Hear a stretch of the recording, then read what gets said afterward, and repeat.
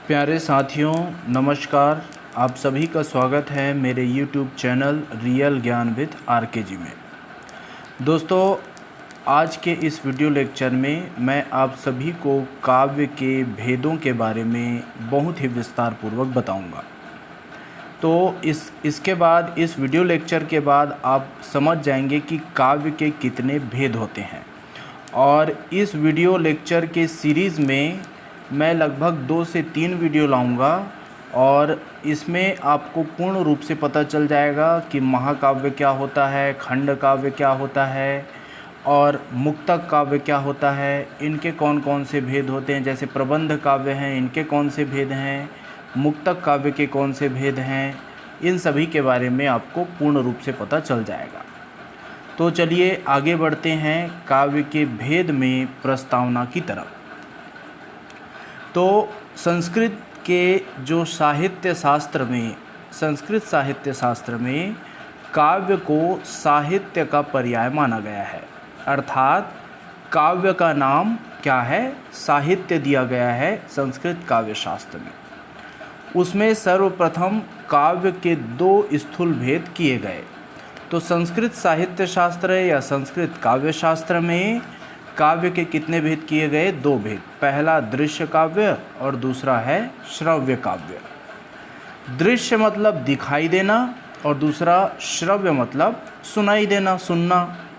तो लालित्य एवं सरसता ही काव्य की प्रमुख कसौटी रही है, यह माना गया है। काव्य में क्या रहता है? लालित्य, ठीक है, और सरसता अर्थात जिसको सुनकर देखकर हमारा मन प्रसन्न हो जाए, हमारा मन आनंदित हो जाए। तो लालित्य और सरसता ही काव्य की प्रमुख कसौटी रही है। इसलिए रसात्मक या ललित साहित्य को काव्य कहा गया है। तो अब आप समझ गए होंगे कि संस्कृत काव्य शास्त्र में रसात्मक या ललित साहित्य को ही क्या बोला गया है? काव्य कहा गया है। आचार्य विश्वनाथ ने बोला है रसात्मकम वाक्यम काव्यम। तो इस तरह से हम काव्य की परिभाषा समझ लिए और काव्य को संस्कृत काव्य शास्त्र में 2 भागों में बांटा है, ये भी समझ लिए। एक दृश्य काव्य और दूसरा श्रव्य काव्य। अगर हम दर्शन, आयुर्वेद और ज्योतिष शास्त्र से संबंधित जो शास्त्रीय ग्रंथ या पुस्तकें हैं, इनकी चर्चा करें तो क्या हम इसे काव्य कहेंगे? तो हम इसे काव्य नहीं कहेंगे। भले यह श्लोकों के रूप में पद्यात्मक ही क्यों ना हो, हम इसको काव्य रूप नहीं मान सकते, क्योंकि ये दर्शन, आयुर्वेद और ज्योतिष से संबंधित है। तो काव्य के अंतर्गत हम रसात्मक पद्य के साथ साथ और रसात्मक गद्य को भी हम इसको सम्मिलित कर सकते हैं। तो हम दर्शन, आयुर्वेद, ज्योतिष को काव्य क्यों नहीं मानते, हालांकि ये पद्यात्मक रूप में रहे? क्योंकि ये जो ग्रंथ है, ये जो शास्त्रीय ग्रंथ हैं, इनमें रसात्मकता नहीं होती, चाहे वह पद्य रूप में हो या गद्य रूप में हो, इनमें रसात्मकता नहीं होती। इस कारण हम इन सभी को काव्य नहीं मानते हैं, ठीक है। अब हम चर्चा करते हैं नाटक की। तो नाटक आप देखते हैं तो नाटक को देखने से हमें रसात्मकता की अनुभूति होती है, हमारे मन मस्तिष्क में रस का प्रवाह होता है, जिसके कारण हमें आनंद प्राप्त होता है। तो नाटक अभिनय होने के कारण, अर्थात नाटक का अभिनय किया जाता है और ये गद्यात्मक रचनाओं के साथ ही पद्यात्मक रचनाओं से स्वरूपता भिन्न हो जाता है, ठीक है। नाटक को क्या है, अभिनय के द्वारा प्रस्तुत किया जाता है, जबकि गद्यात्मक रचना को और पद्यात्मक रचना को केवल पढ़ा जाता है। इस कारण जो नाटक है वो गद्य और पद्य दोनों से भिन्न है। तो अभिनेयता जो इसके अंदर तत्व है नाटक में, और यही जो है वह नाटक को अर्थात रूपक को, नाटक को रूपक भी बोला जाता है। तो ये जो है नाटक इसमें अभिनेता तत्व जो है वह इसको पद्यात्मक और गद्यात्मक रचनाओं से अलग करता है, अलग बनाता है। ठीक है, तो इस तरह से हम देखते हैं कि अभिनेता की उपस्थिति के कारण नाटकों को हम दृश्य काव्य की ओर ले जाते हैं, अर्थात इसको हम क्या बोलते हैं, दृश्य काव्य कहते हैं। और अभिनेता की अनुपस्थिति शेष जो पद्यात्मक और गद्यात्मक रचना होती है उसको हम कौन सा काव्य बोलते हैं, श्रव्य काव्य कहते हैं। तो समझ आ गया होगा आपको, जिस काव्य में अभिनेता उपस्थित हो, है ना, जिस काव्य का अभिनय किया जाता है उसको हम दृश्य काव्य कहते हैं, और जिस काव्य का अभिनय नहीं किया जाता, चाहे वो पद्य में हो चाहे गद्य में हो, इसको हम क्या बोलते हैं, श्रव्य काव्य बोलते हैं। तो अब दोस्तों हम देखते हैं श्रव्य काव्य का वर्गीकरण। तो मैंने आपको चार्ट के माध्यम से आगे आपको बता दिया है। इससे पहले ये जो लिखा है इसको पढ़ लेते हैं, फिर बहुत ही डिटेल में ये जो चार्ट है मैंने आपके सामने प्रस्तुत कर रहा हूँ, इसको अच्छे से हम लोग देखेंगे।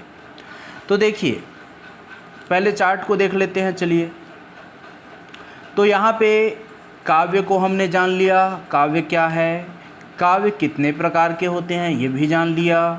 अब दृश्य काव्य में कौन आता है इसको भी जान लिया। तो दृश्य काव्य में क्या आता है, रूपक, नाटक आदि, दश रूपक, ये सभी जो है नाटक का रूप है।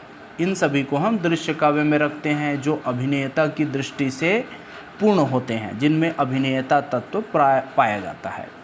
और श्रव्य काव्य में हम किसको रखते हैं, पद्य को, गद्य को और मिश्र को। ठीक है, मिश्र या चंपू। तो श्रव्य काव्य में हम 3 भाग में बांट लेते हैं श्रव्य काव्य को।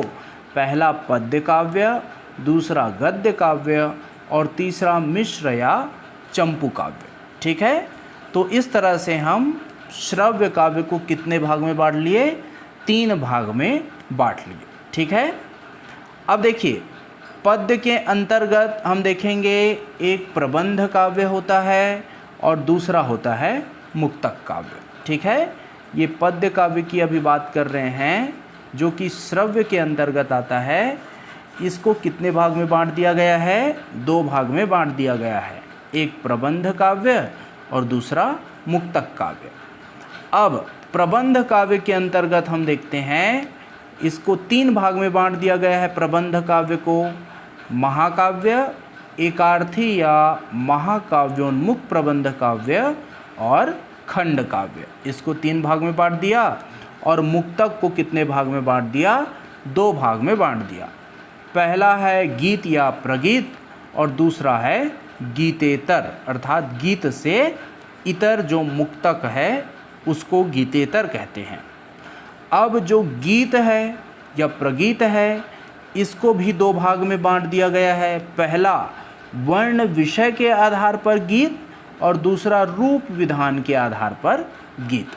ठीक है, तो वर्ण विषय के आधार पर गीत और रूप विधान के आधार पर गीत, ये गीत के 2 भाग हो गए। अब हम देखते हैं वर्ण विषय, अर्थात वर्णन किए जाने वाले विषय के आधार पर जो गीत है। अब क्या गीत रहते हैं वर्ण विषय के आधार पर, वीर गीत, करुण गीत, व्यंग्य गीत, सामाजिक गीत, उपालंभ गीत, प्रेम गीत, प्रकृति गीत, राष्ट्रीय गीत, भक्ति और विनय गीत, रहस्य एवं दार्शनिक गीत, गाथा गीत, अन्य गीत। तो इस तरह से हम देखते हैं कि वर्ण विषय के आधार पर गीतों के बहुत सारे प्रकार हो गए। अब दूसरा रूप विधान के आधार पर हम गीतों को देखते हैं। तो रूप विधान के आधार पर हम रूप अर्थात बनावट के आधार पर, ठीक है, तो जैसे चतुर्दशपदी अर्थात 14 पदों वाला जो गीत रहता है उसको चतुर्दशपदी बोलते हैं। उसी तरह संबोधि गीत जिसमें संबोधन हो, लोकगीत जिसमें लोक की भावनाएं हों, गीति नाट्य ऐसा नाटक जिसमें क्या है, जिसका जो गीत का पुट लिए हुए हो उसको गीति नाट्य कहते हैं। उसी तरह रूपक गीत और अन्य गीत। तो इस तरह से इसको हम रूप विधान के आधार पर गीत को बांट दिए। तो इस तरह से हमने दोस्तों पद्य के भागों को हमने बहुत ही डिटेल में जान लिया। अब आते हैं गद्य की तरफ। तो गद्य में हम क्या क्या ले सकते हैं? तो गद्य के अंतर्गत आने वाले हैं उपन्यास, कहानी, जीवनी, गद्य काव्य और जितने भी जो गद्य काव्य रहते हैं, ठीक है। जैसे संस्मरण हो गया, रेखा चित्र हो गया, वृत्तांत हो गया, ये सभी जो है बहुत सारे चीज़ जो है जो कि गद्य शैली में रहते हैं वो गद्य के अंतर्गत आ जाते हैं। अब हम श्रव्य काव्य का जो तीसरा भाग है उस पर चलते हैं। तो इसको हम क्या बोलते हैं? मिश्र या चंपू काव्य। तो मिश्र या चंपू काव्य किसको बोलते हैं? ऐसा काव्य जिसमें पद्य और गद्य दोनों का रूप होता है, दोनों मिक्स होते हैं, उसको हम क्या बोलते हैं? मिश्र काव्य या चंपू काव्य कहते हैं। तो इस तरह से हमने श्रव्य काव्य के तीनों भागों को बहुत ही डिटेल में जान लिया। अब दोस्तों ये तो हमने ओवरव्यू देख लिया एक प्रकार से, है ना। अब इसको हम अच्छे से अध्ययन करेंगे, ठीक है। तो चलिए देखते हैं। तो जो श्रव्य काव्य होता है इसके अंतर्गत अनभिनेय अर्थात जिसमें अभिनय नहीं रहता वह चीज़ आता है, ठीक है। अनभिनेय पाठ्य और श्रव्य गद्यात्मक, पद्यात्मक और गद्य पद जो है, गद्य पद जो मिश्रित साहित्य आता है, गद्य और पद्य दोनों जो मिश्रित साहित्य आता है, ये सभी श्रव्य काव्य के अंतर्गत आ जाता है। कहने का अर्थ यह है कि जिसमें अभिनेयता नहीं हो ऐसा गद्य पद्य या मिश्र अर्थात गद्य पद्य से मिश्रित जो साहित्य है वह श्रव्य काव्य के अंतर्गत आ जाता है। अब श्रव्य काव्य के तीन भेद हमने पढ़ लिए, गद्य, पद्य और मिश्र। मिश्र काव्य को चंपू काव्य भी कहा जाता है, ठीक है, क्योंकि इसमें क्या है? पद्य और गद्य दोनों का समावेश रहता है। श्रव्य काव्य के भेद और उपभेद को हम नीचे जो चार्ट मैंने दिखाया इससे हमने पूर्ण रूप से इसको समझ लिया, ठीक है। तो आप चाहे तो इसका स्क्रीनशॉट भी ले सकते हैं, ठीक है, इसका स्क्रीनशॉट ले लीजिए। चलिए अब आगे बढ़ते हैं दृश्य काव्य और श्रव्य काव्य में अंतर की तरफ। चलिए दोस्तों अब हम दृश्य काव्य और श्रव्य काव्य में अंतर क्या है, मुख्य अंतर क्या है, इसको देख लेते हैं। तो देखिए पहला अंतर है दृश्य काव्य में जनसाधारण भी आनंद ले सकता है, ठीक है। अर्थात जनसाधारण बोलने का अर्थ क्या है? जो पढ़ा लिखा व्यक्ति नहीं भी है वो भी क्या है? आनंद ले सकता है। जबकि श्रव्य काव्य में पठित समाज के लिए ही उपयोगी सिद्ध होता है, ठीक है। जो पढ़ा लिखा हुआ व्यक्ति है, समाज है, वो श्रव्य काव्य को पढ़ता है, समझ सकता है। उसके बाद दूसरा अंतर है दृश्य काव्य में देखने वाले को कल्पना पर अधिक जोर नहीं देना पड़ता, उसमें भूत भी वर्तमान की भांति घटित होता दिखाई देता है। क्योंकि दृश्य काव्य में अभिनय करने वाले लोग रहते हैं, तो अभिनय करने के कारण वे कल्पना पर अधिक जोर नहीं देते, क्योंकि उसमें सभी चीज़ों को अभिनय करके दिखाया जाता है। जबकि हम यह देखते हैं कि जो श्रव्य काव्य होता है जैसे महाकाव्य, उपन्यास, विषय प्रधान श्रव्य काव्य, ये जो होते हैं इसमें भूत का जो वर्णन होता है इसको हम भूतकाल के रूप में ही क्या कर सकते हैं? कल्पना करके ही समझ सकते हैं, ठीक है। तो इसमें हमें कल्पना की अधिक आवश्यकता पड़ती है श्रव्य काव्य में, और दृश्य काव्य में कल्पना की अधिक आवश्यकता नहीं पड़ती, बिना कल्पना के हम समझ लेते हैं। इसके बाद अन्य मुख्य अंतर हम देखते हैं दृश्य काव्य में सृष्टि की अनुकृति जीते जागते पात्रों द्वारा होती है, अर्थात उसमें जो वातावरण दिखाया जाता है, परिवेश दिखाया जाता है ना, और जो बातचीत होता है ये सब जीते जाते पात्र करते हैं। और उसमें गीत, वाद्य, दृश्य विधान काव्य के प्रभाव को बढ़ाने में उद्दीपन का काम करते हैं। तो जो अभिनेता लोग अभिनय करते हैं तो उसमें हम देखते हैं कि जो गीत के जो वाद्य यंत्र हैं और जो दृश्य विधान हैं, ये सभी क्या है, इनके जो प्रभाव बनाने में अर्थात पात्रों को जीता जागता बनाने में, है ना, क्या करता है, मदद करता है और शब्दों को पात्रों की चेष्टाओं और भाव भंगिमाओं के अर्थ की प्राप्ति हो जाती है। जबकि श्रव्य काव्य में हम देखते हैं कि श्रव्य काव्य में शब्द ही मानसिक बिंब बनाते हैं, इसलिए उसमें ग्राहक कल्पना की अधिक आवश्यकता पड़ती है। ठीक है, क्योंकि इसमें कोई भी दृश्य वाला चित्र नहीं रहता, तो जो मानसिक बिंब है वो पाठक को बनाना पड़ता है। मानसिक चित्र अर्थात मस्तिष्क में चित्र पाठक को उन शब्दों को पढ़कर बनाना पड़ता है। ठीक है, जिससे उसको कल्पना का सहारा अधिक लेना पड़ता है। इसके बाद इसका चौथा मुख्य अंतर यह है कि दृश्य काव्य में कथोपकथन और क्रियाकलाप अधिक महत्वपूर्ण हैं, लेकिन आजकल के बढ़ते हुए मंच के जो हम देखते हैं, संकेत में देखते हैं, तो श्रव्य काव्य के वर्णन का स्थान लेते जा रहे हैं। ठीक है, जो दृश्य काव्य है इसमें कथोपकथन और क्रियाकलाप बहुत महत्वपूर्ण होते हैं, क्योंकि जो श्रव्य काव्य होता है उसमें अभिनय होता है, दृश्य काव्य में क्या होता है, अभिनय होता है। लेकिन आजकल ये क्या है, श्रव्य काव्य का रूप लेता जा रहा है। जो नाटक भी है वह श्रव्य काव्य का रूप लेता जा रहा है। जबकि हम देखते हैं कि श्रव्य काव्य में वर्णन और प्रकथन अर्थात नरेशन का प्रधानता रहता है, तो इसमें वर्णन की प्रधानता ज़्यादा रहती है। ठीक है, तो इस तरह से हमने देखा दोस्तों कि जो दृश्य काव्य है और श्रव्य काव्य है, इनमें प्रमुख अंतर क्या है। अब चलिए आगे बढ़ते हैं। अब हम श्रव्य काव्य का विश्लेषण करेंगे, अर्थात श्रव्य के जो 3 भाग हमने बांटे हैं, पद्य काव्य, गद्य काव्य और मिश्र या चंपू काव्य, इनको बहुत ही डिटेल में हम देखेंगे। तो श्रव्य काव्य का पहला भाग आता है पद्य काव्य। अब पद्य काव्य क्या होता है इसको हम जान लेते हैं। तो पद्य का अर्थ होता है कविता के रूप में होना, रागात्मक रूप में होना, उसमें लय होना, तुक होना, है ना, इन सभी को हम क्या बोलते हैं, पद्य बोलते हैं। ठीक है, इसमें सामासिक पद रहते हैं, अर्थात बड़े बड़े शब्दों का प्रयोग होता है, कम शब्दों में ज़्यादा अर्थों को ध्वनित किया जाता है। इस तरह से ये पद्य काव्य हैं। अब पद्य काव्य को 2 भाग में बांटा गया है, एक प्रबंध काव्य और दूसरा मुक्तक काव्य, आपने देखा। तो पहले हम प्रबंध काव्य के बारे में जानते हैं।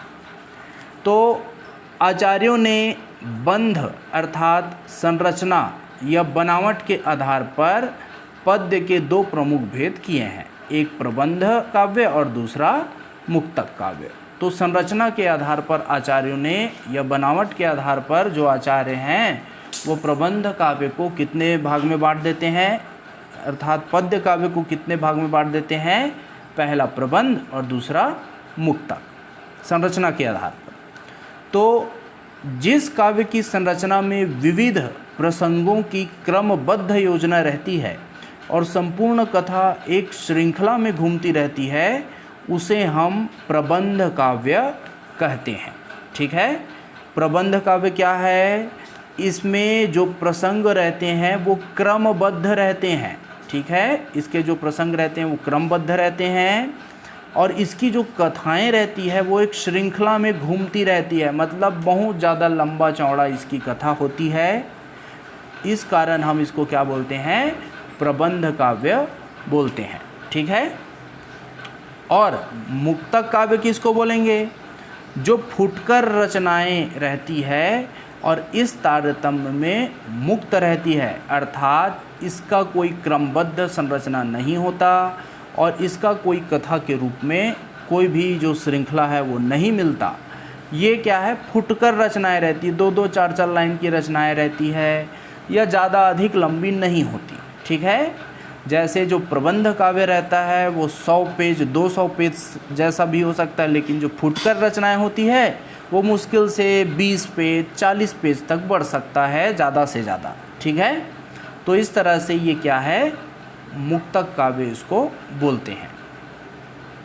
प्रबंध काव्य में हम देखें तो कथानक के माध्यम से जीवन का बहुविध विस्तार में दर्शाया जाता है और अनुभूतिगत गहराई भी इसमें छुपी रहती है। तो प्रबंध काव्य में जीवन को बहुविध अर्थात जीवन को बहुत ही विस्तार से उसमें समझाया जाता है, दिखाया जाता है और इसमें अनुभूतियों की गहराई रहती है।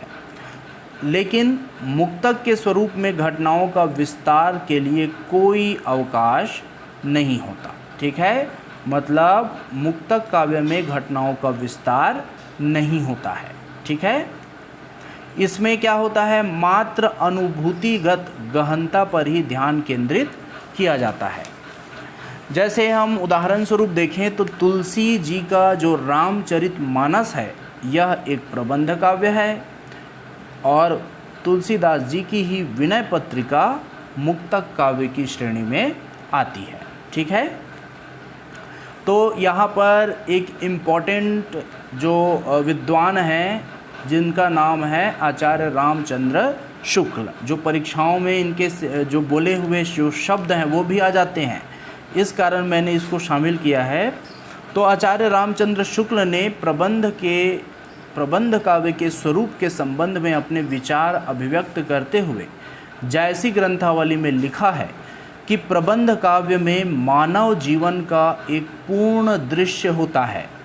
इसमें घटनाओं की संबंध श्रृंखला और स्वाभाविक क्रम के ठीक ठीक निर्वाह के साथ साथ हृदय को स्पर्श करने वाले तथा उसमें नाना भाव का रसात्मक अनुभव करने वाले प्रसंगों का समावेश होना चाहिए। इतिवृत्त के निर्वाह से रस अनुभव नहीं कराया जा सकता। उसके लिए घटना चक्र के अंतर्गत ऐसी वस्तुओं और व्यापारों का प्रतिबिंबवत चित्रण होना चाहिए जो श्रोता के हृदय में रसात्मक तरंगे उठाने में समर्थ हो। अतः कवि को कहीं तो घटना का संकोच करना पड़ता है और कहीं विस्तार करना पड़ता है। तो इस तरह से आचार्य रामचंद्र शुक्ल जी अपना मत रखते हैं। वे यही कह रहे हैं कि इसमें क्या है, स्वाभाविक जो घटनाएं घटती है, श्रृंखला में जो घटनाएं रहती है वो घटनाएं स्वाभाविक क्रम में घटनी चाहिए, हृदय स्पर्शी होना चाहिए, उनमें अनेक भावों का रसात्मक अनुभव होना चाहिए।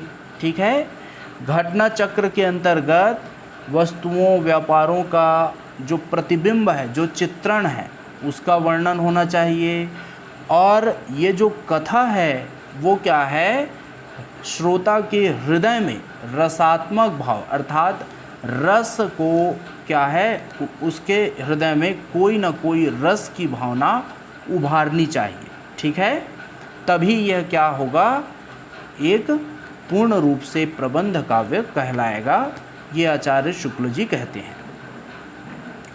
तो हम देखते हैं कि जो जीवन है उसके 3 रूप देखने को मिलते हैं। पहला है व्यक्ति का संपूर्ण जीवन। कोई भी जो कथा रहती है उसमें जीवन को 3 रूप से दर्शा सकते हैं। पहला, एक तो व्यक्ति के संपूर्ण जीवन के बारे में लिखकर, दूसरा व्यक्ति के आंशिक जीवन पर लिखकर, और तीसरा है जीवन से क्या जो मुक्त प्रसंग है, छोटी छोटी जो बातें हैं उसको लिखकर, जीवन की जो छोटी बातें हैं उनको लिखकर। तो इन तीनों रूप में ही हम जीवन को दर्शा सकते हैं। इनमें से पहले 2 रूप अर्थात संपूर्ण जीवन का चित्रण और व्यक्ति के आंशिक जीवन का जो चित्रण है, यह प्रबंध काव्य का विषय बनते हैं। अर्थात प्रबंध काव्य में जीवन का वृहद चित्रण दिखाई देता है। ठीक है, इसमें संपूर्ण जीवन की कथा जो रहती है उसको महाकाव्य कहते हैं, और जिसमें आंशिक जीवन के एक खंड की कथा रहती है उसको हम खंड काव्य कहते हैं। ठीक है, तो प्रबंध काव्य के अंतर्गत हम देखते हैं, प्रबंध काव्य तो सभी है, लेकिन जिसमें संपूर्ण जीवन को दर्शाया गया हो उसको हम महाकाव्य कह देते हैं, और जिसमें व्यक्ति के आंशिक जीवन को दर्शाया गया हो उसको हम खंड काव्य कह देते हैं। और तीसरा, जीवन के अगर मुक्त प्रसंग को दर्शाया गया हो तो हम उसको क्या बोल देंगे, मुक्तक काव्य बोल देंगे। मान लो जो महाकाव्य है और खंड काव्य है, इनके बीच जो है एक क्या है, एकार्थी काव्य भी होता है, ठीक है। तो ये एकार्थी या महाकाव्योन्मुख प्रबंध काव्य क्या है, ठीक है। तो इसकी चर्चा जो है आचार्य विश्वनाथ प्रसाद मिश्र जी ने किया है। उन्होंने एक महाकाव्य और खंड काव्य के बीच एक काव्य निकाला है जिसको क्या बोला है, एकार्थी या महाकाव्योन्मुख प्रबंध। महाकाव्य उन्मुख अर्थात महाकाव्य बनने की ओर अग्रसर होने वाला प्रबंध काव्य। तो आचार्य विश्वनाथ प्रसाद मिश्र बोलते हैं कि एकार्थी काव्य क्या है। उनके अनुसार एकार्थी काव्य महाकाव्य की शैली पर लिखा जाता है किंतु वह महाकाव्य की पूर्णता तक नहीं पहुंच पाता है, ठीक है। उसे ही आचार्य विश्वनाथ प्रसाद ने क्या बोला है, एकार्थी काव्य कहा है। उन्होंने साकेत, ठीक है, जो मैथिली शरण गुप्त जी की रचना है साकेत, इसको क्या बोला है, एकार्थी काव्य कहा है, ठीक है। तो इस प्रकार हम प्रबंध काव्य के 3 प्रकार देखते हैं। तो प्रबंध काव्य कितने प्रकार के हो जाएंगे, पहला महाकाव्य, दूसरा एकार्थी काव्य या महाकाव्योन्मुख प्रबंध काव्य, और तीसरा है खंड काव्य, ठीक है। तो इस तरह से हमने प्रबंध काव्य के भी 3 भाग देख लिए, क्या क्या होते हैं। अब हम प्रबंध काव्य के आवश्यक तत्वों को जान लेते हैं कि प्रबंध काव्य में कौन कौन से तत्व समाहित होने चाहिए, तभी हम इसको प्रबंध काव्य कहेंगे। तो पहला इसका तत्व है जीवन के किसी संपूर्ण चित्र या खंड चित्र का रसात्मक वर्णन होना चाहिए। दूसरा, इसमें घटनाओं का सम्यक निर्वाह होना चाहिए। तीसरा, आधिकारिक और प्रासंगिक कथाओं का सुसंबद्ध होना चाहिए।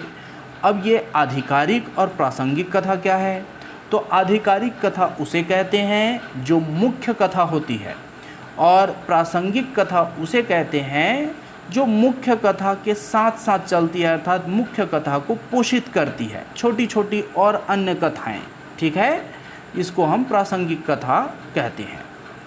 तो आधिकारिक और प्रासंगिक कथाओं से संबद्ध होना चाहिए। उसी तरह संबंध निर्वाह होना चाहिए, एक कथा से दूसरी कथा में संबंध निर्वाह होना चाहिए, संबंधित रहनी चाहिए। औचित्य के आधार पर अलंकार योजना भी इसमें होनी चाहिए, और प्रधान कार्य व्यापार और अंगी रस की सिद्धि, अर्थात इसमें जो रस है उसका समावेश होना चाहिए, अर्थात कोई भी जो एक रस है वह अंगी रस हो, ठीक है। अंगी रस मतलब रस की प्रधानता, किसी एक रस की प्रधानता ज़्यादा हो, ठीक है। और साथ में क्या होनी चाहिए, रोचकता भी होनी चाहिए। तो ये जो सभी 7 तत्व हैं, ये जो सभी होंगे तभी वह कौन सा काव्य कहलाएगा, प्रबंध काव्य कहलाएगा, ठीक है दोस्तों। तो इस तरह से हमने प्रबंध काव्य की विशेषताओं को देख लिया। अब आगे हम देखेंगे महाकाव्य की विशेषताएं, एकार्थी काव्य की विशेषताएं, खंड काव्य की विशेषताएं, और आगे देखेंगे मुक्तक काव्य क्या होता है, उसके कौन कौन से भेद हैं, बहुत ही डिटेल में, ठीक है। तो दोस्तों निश्चित ही आज के इस वीडियो लेक्चर में आपको कुछ लाभ प्राप्त हुआ होगा, अच्छे से समझ आया हुआ होगा। तो आज के लिए दोस्तों इतना ही। देखते रहिए मेरे YouTube चैनल रियल ज्ञान विद RK जी को। दोस्तों एक बात और है, अगर आपको यह वीडियो पसंद आया है तो आप इसको ज़रूर लाइक कर दीजिए, और अगर आपके आसपास के जो मित्र हैं, दोस्त भाई बहन हैं जो MA की पढ़ाई कर रहे हैं, हिंदी साहित्य की तैयारी कर रहे हैं, या किसी कम्पिटिटिव एग्ज़ाम में मेंस की तैयारी कर रहे हैं जिसमें हिंदी विषय आता है, तो यह वीडियो लेक्चर उनके लिए बहुत ही महत्वपूर्ण होगा। आप उनको शेयर कर दीजिए। तो इसी के साथ दोस्तों मेरा यह वीडियो लेक्चर यहीं पर समाप्त होता है। देखते रहिए और आगे आने वाले लेक्चर में मैं बहुत अच्छे चीज़ों को लेकर आऊँगा। तो आज के लिए इतना ही, धन्यवाद।